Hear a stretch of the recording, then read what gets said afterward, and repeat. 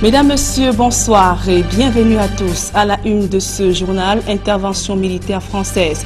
Au théâtre de la crise anglophone, Joseph Betty Assomo soutient qu'il s'agit d'une rumeur devant les députés. Le ministre de la Défense fait savoir qu'en l'état actuel des choses, que rien ne saurait expliquer une présence militaire dans les régions du nord-ouest et du sud-ouest Cameroun.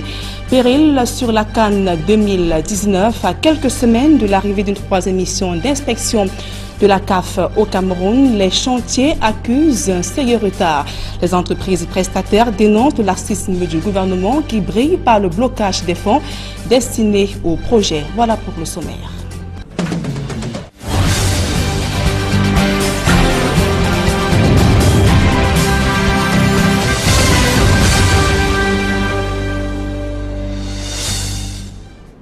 Mesdames, Messieurs, une fois encore, bonsoir et merci d'honorer ce rendez-vous de l'information sur Equinox Télévision.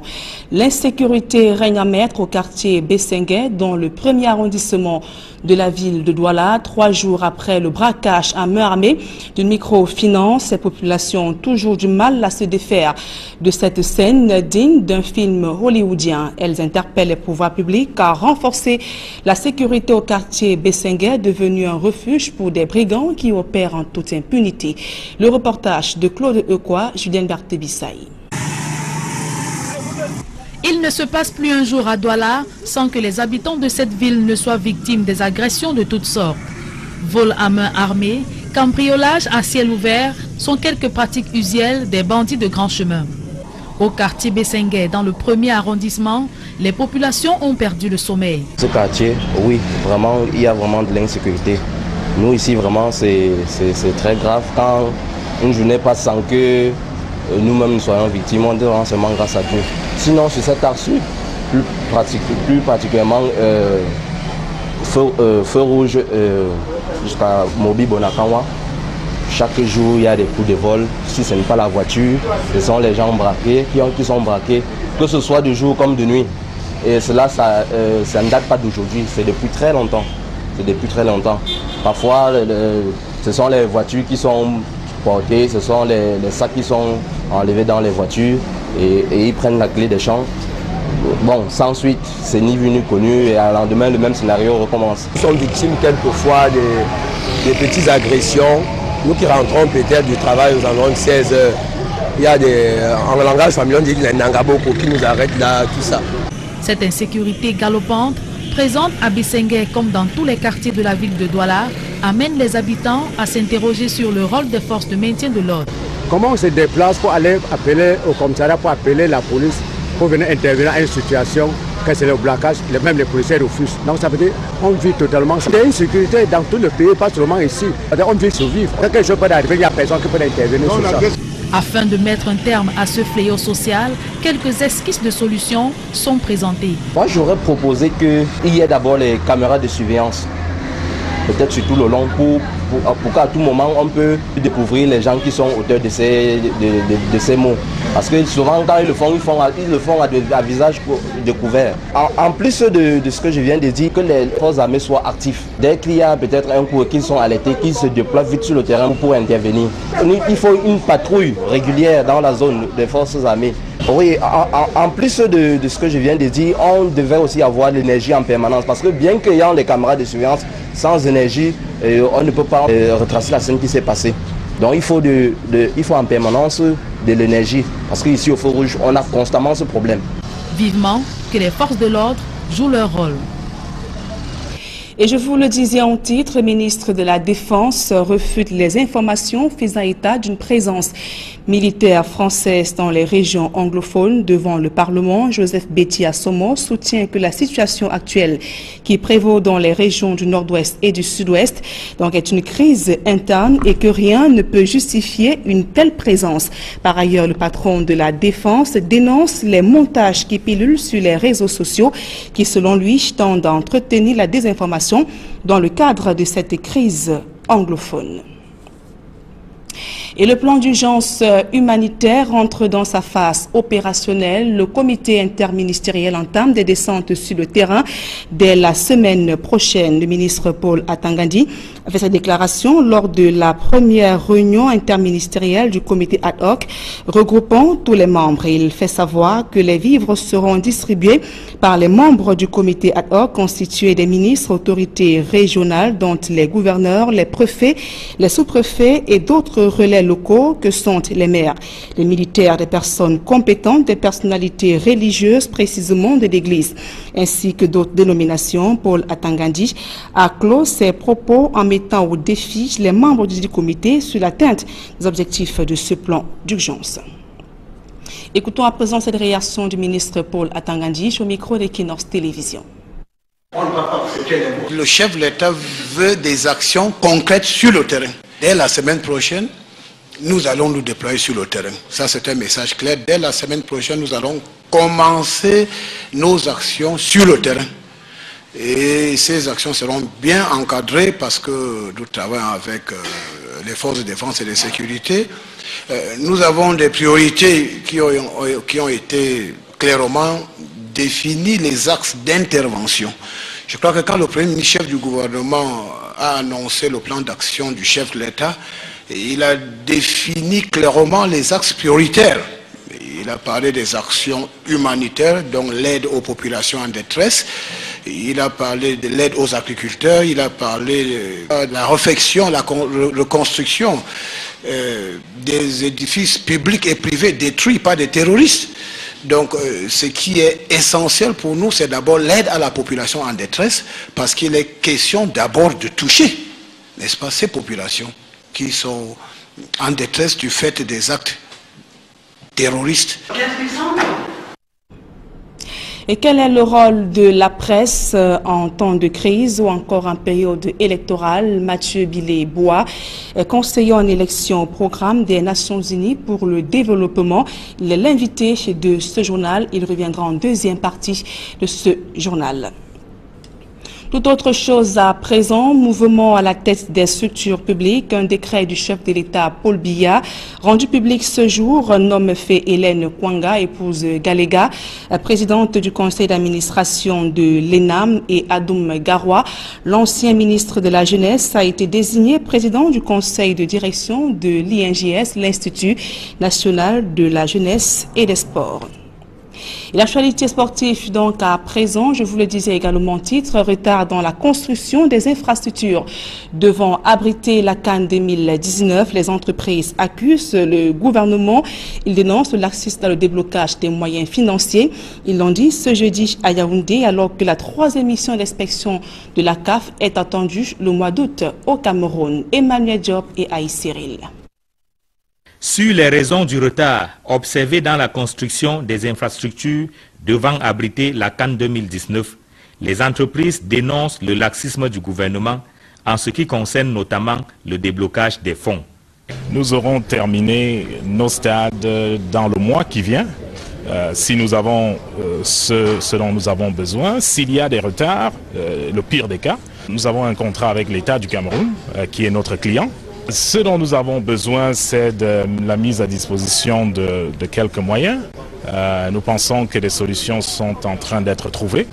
Le temps presse pourtant. La troisième mission d'inspection de la Confédération africaine de football, attendue au mois d'août prochain, est considérée comme celle de la dernière chance pour le Cameroun. Le ministre des Sports et de l'Éducation physique tire la sonnette d'alarme. Je vous demande un sursaut d'honneur. Je vous demande de tout mettre en œuvre pour que les engagements pris par le Cameroun auprès de la CAF soient respectés. C'est maintenant ou jamais qu'il convient de consolider cet engagement, car la moindre négligence peut tout compromettre. Pour être plus précis, le MINSEP recommande l'accélération des travaux, notamment la construction de la charpente et de la couverture pour les stades des groupes A et C, basé à Yaoundé, groupe B basé à Douala et groupe E à Garoua. Qu'ils accélèrent les travaux, y compris de nuit, pour les chantiers afin de rattraper les retards. Qu'ils exécutent rapidement les travaux de la charpente et couverture des différents stades. qu'ils mettent en exécution de façon complète et méticuleuse toutes les recommandations formulées par la CAF en vue de s'arrimer aux exigences du cahier de charges. Les infrastructures du groupe D, basé à Buea et Limbe, et du groupe F, basé à Bafoussam, ayant déjà été construites, le MINSEP prescrit l'accélération des travaux d'entretien avec un accent sur le centre-ville de Bafoussam. Assurer et renforcer le service d'entretien et de maintenance de toutes les infrastructures sportives. Mettre en exécution toutes les recommandations formulées par la CAF au niveau des terrains d'entraînement et du stade de compétition. Effectuer les travaux de nuit sur les chantiers de la ville de Bafoussam afin de rattraper le retard. Au regard des délais qui courent, les entreprises promettent de tout faire pour livrer les chantiers à temps, notamment au stade Rumdi Adja de Garoua. Nous avons écouté bien le monsieur le ministre et nous prenons l'engagement pour délivrer les chantiers comme c'est prévu dans les délais pour la CAF. Mais aussi au stade omnisport d'Olembe de Yaoundé. On a reçu un grand part de le matériel. Le reste arrivera avec le bateau qui doit être à Douala ce dimanche, ça veut dire le 8 juillet. Le délai de le complexe sportif de Olembe à Yaoundé va être respecté et le stade principal et les deux stades annexes vont être prêts le 28 décembre 2018. Selon le cahier des charges de la Confédération africaine de football, les infrastructures sportives devront être livrées 3 mois avant le début de la compétition, c'est-à-dire en mars 2019, et les infrastructures hôtelières 6 mois avant le début de la compétition, précisément en décembre 2018. Et toujours en sport, s'achemine-t-on vers une mort programmée du football professionnel? Au Cameroun, la Ligue professionnelle de football suspend les championnats de première et deuxième division faute de moyens financiers. C'est ce qu'indique un communiqué signé du général Pierre Semengue. La 30e journée d'Elite 1 ainsi que la 25e journée d'Elite 2, initialement prévues respectivement les 8 et 10 juillet 2018, ont été reportées à une date ultérieure. Un public reportage à présent avant la deuxième partie de ce journal. Le cercle de réflexion pour le développement du Noun a organisé il y a quelques jours dans la ville de Douala la présentation des journées de réseautage du carnaval de la femme Bamoun, une activité novatrice du Ngone 2018. L'objectif de cette journée est de permettre à la femme Bamoun d'être véritable actrice du développement. Reportage. La 547e édition du Ngone se déroulera du 2 au 9 décembre 2018 avec pour thème Ngone, cadre de ressourcement culturel et d'affermissement du vivre ensemble. Un concept innovateur est inscrit à son programme. Il s'agit de la toute première édition du carnaval de la femme Bamoun qui aura lieu le 6 décembre 2018. L'idée de ce carnaval naît de la vision du sultan Ibrahim Bobonjoya, sultan roi de Bamoun, celle de valoriser la femme Bamoun et de rompre avec le mythe femme Bamoun, belle, illettrée et inactive. Le slogan de la femme Bamoun belle, active et décente vise non seulement à faire de la femme Bamoun une actrice de la culture, mais vise aussi à un retour aux sources. Nous voulons que les femmes Bamoun retournent aux sources et davantage son enracinement dans sa culture. En prélude à ce carnaval, se tiendront dans les villes de Douala, Yaoundé et Fumban les journées de réseautage. Et l'objet de ces journées de réseautage, c'est de faire de ces journées de réseautage des plateformes de rencontre des femmes, d'échange, de partage, de partage des informations et d'expériences de chacune de nous. Ce carnaval aussi vise à rassembler les femmes Bamoun de tous les 4 coins du monde. Afin de permettre aux participants venus de tous les coins du Cameroun et de la diaspora d'avoir un aperçu du carnaval de la femme Bamoun, une démonstration a été faite.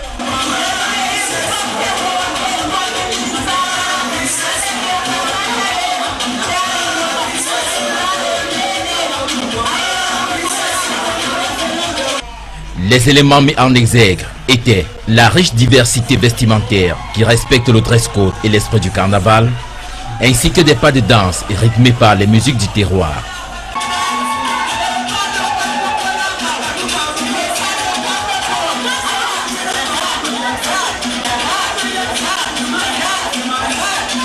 Le comité national d'organisation du carnaval, les démembrements régionaux et de la diaspora ont été présentés à l'occasion. Le rendez-vous est donc pris pour le 6 décembre 2018 pour la tenue de la première édition du carnaval de la femme Bamoun. Dans un instant, la deuxième partie de ce journal.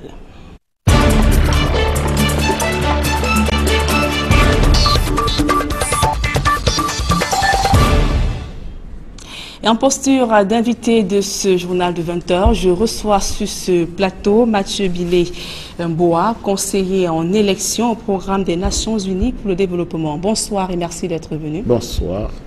Alors vous avez organisé dans la ville de Douala durant 3 jours un atelier sur le renforcement des capacités des journalistes en matière de couverture médiatique des élections. Alors on constate que bon nombre de pays africains organisent les élections durant cette année 2018 et parmi lesquels le Cameroun.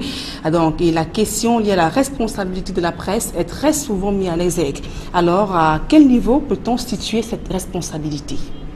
Mais cette responsabilité se situe autant en amont que pendant la période électorale et qu'en aval.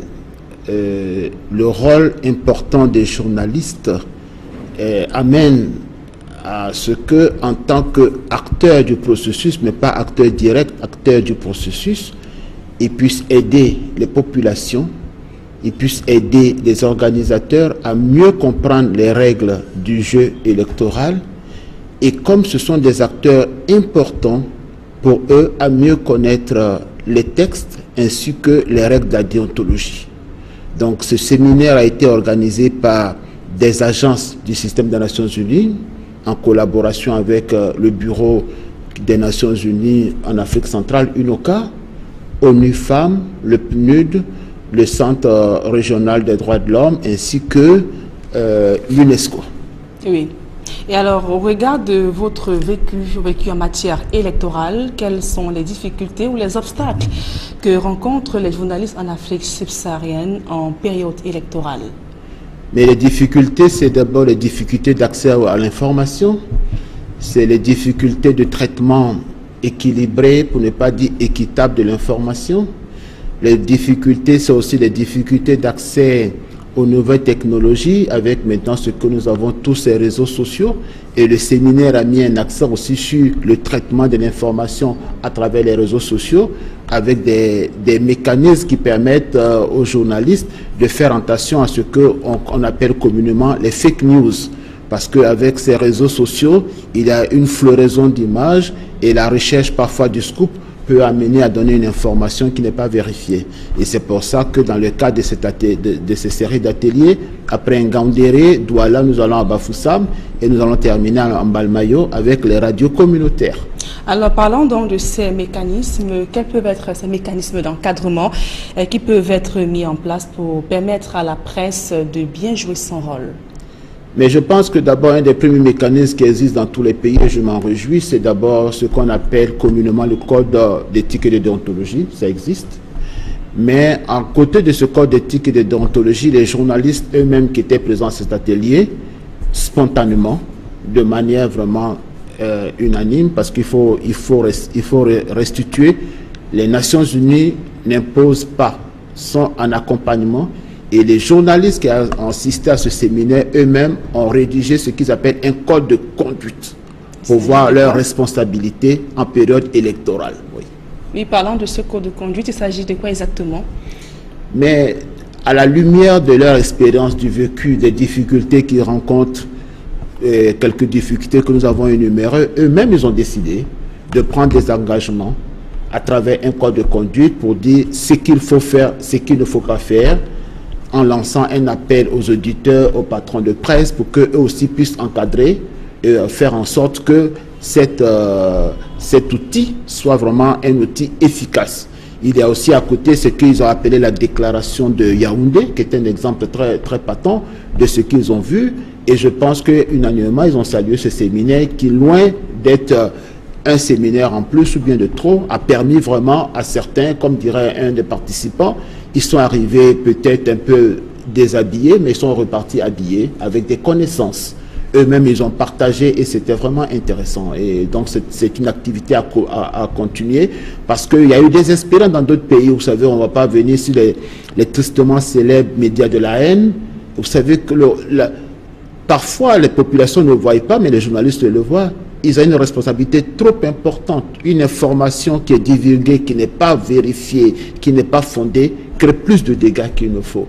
Et donc, même dans les cas de crise, de violence, le journaliste a un rôle d'appeler à l'apaisement. Et parlant justement de ces en période de crise, on constate que les périodes électorales suscitent souvent de vives tensions dans plusieurs pays en proie à des conflits. Donc, comment la presse doit-elle se comporter ou aborder ou évoquer ces sujets? La presse devrait, elle le fait, d'abord tenir compte de l'intérêt national. Il y a des informations qu'il faut recouper avant de les donner. La presse, elle le fait suffisamment, elle devrait voir un peu, faire en sorte que les faits soient donnés, mais en voyant aussi l'angle sous lequel les faits doivent être publiés. La presse, elle en est consciente, elle ne doit pas occulter certaines réalités, mais voir aussi des trucs en tenant compte des droits humains, des droits de la femme, des droits des jeunes, parce que ce sont ces cibles-là qui sont vraiment indexées, de sorte que le journaliste se retrouve maintenant au front de l'actualité électorale, et c'est à lui, et c'est sur lui que pèse cette responsabilité. Bon, les réglementations varient d'un pays à un autre, mais ici, il y avait eu un débat qui a porté sur la publication des tendances. Et là, nous avons été unanimes à leur dire qu'écoutez, à chaque pays sa réglementation, comparaison n'est pas raison. Au Cameroun, la presse n'est pas habilitée à donner des tendances. C'est la loi, il faut la respecter. Voilà. D'accord, merci Mathieu Bileboa d'être venu ce soir. Je rappelle que vous êtes conseiller en élection au programme des Nations Unies pour le développement. Mesdames et messieurs, c'est ici que nous mettons un terme à ce journal. Merci pour votre aimable attention. Tout juste après ce journal, à suivre l'émission spéciale consacrée à la Coupe du Monde de Russie 2018.